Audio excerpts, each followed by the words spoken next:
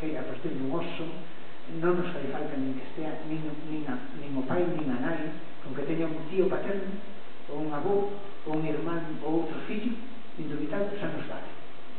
Daquela esas non as podemos facer porque facíamos facendo grupos sanguíneos e cousas pero ainda podíamos facer algo, pero cando viña un caso criminal non había maneira de facer nada. Para facer algo temos que ter un charco de sangre. Isto normalmente no traballo forense son mostras moi pequeninas, non hai nada desto. Eu recordo que cando imaginados un pelo, que é unha cousa que normalmente aparece moito na escena do crime. Se aquí se comete un asesinato, bueno, non sei cantos pelos aparecerían se unha policía científica, pero moitos, os que limpiades na casa saudetes, hai pelos por todas partes. E a nos, eso temos moito traballo, se se cometera un asesinato estarías así, dicindo, traballo para 2 meses.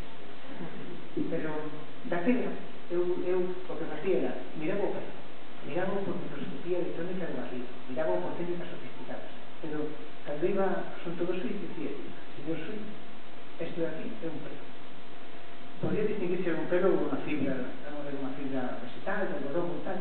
El miraba, eu ponía a cara de sal e decía, un pelo humano. Podría distinguir se era de can hasta a raza do can, se era de gato. Pasaba uns días mirando aquilo, a ver se sabía de que vaca era, se era amarela, se era tal, pero o tema era que os humanos non había maneira. E decía, pero eu decía, non, a ciencia, isto non o sabe e non creo que chegue a saber na vida. Confundía. Porque este señor que vedes aquí, que había sido meu profe de Universal, de Suecia, e que ademais foi finalista do Premio Nobel 3 veces, ainda que non lo levou ainda, pero que levará, vai levar, nos 3 últimos anos foi finalista 3 veces. Traballaba nunha parte do ADN que daquela se chamaba ADN liso, porque era un ADN, en todo o libro realmente o que ten instruccións, é un libro grandísimo, pero que realmente ten instruccións moi pequeninas de nada.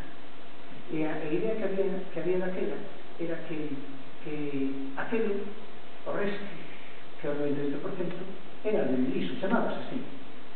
Este decía, non mo creo, porque isto non pode ser unha molécula que sea tan complicada, que teña tantos mecanismos, que teña que tal, que non vale para nada.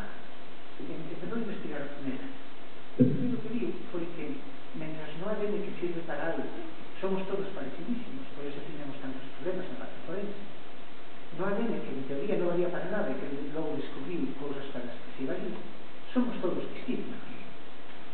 El dixo, isto non sei para que vale, pero para forense ten que valer moito, porque distingo a toda a xente e non houve nunca 2 individuos iguais, e ademais o ADN aguanta moito en todo aquilo que este estropeado e podes quitar ademais a partir de casi nada. Logo isto ten que ser unha maravilla. Efectivamente foi así, que foi unha revolución total para a medicina.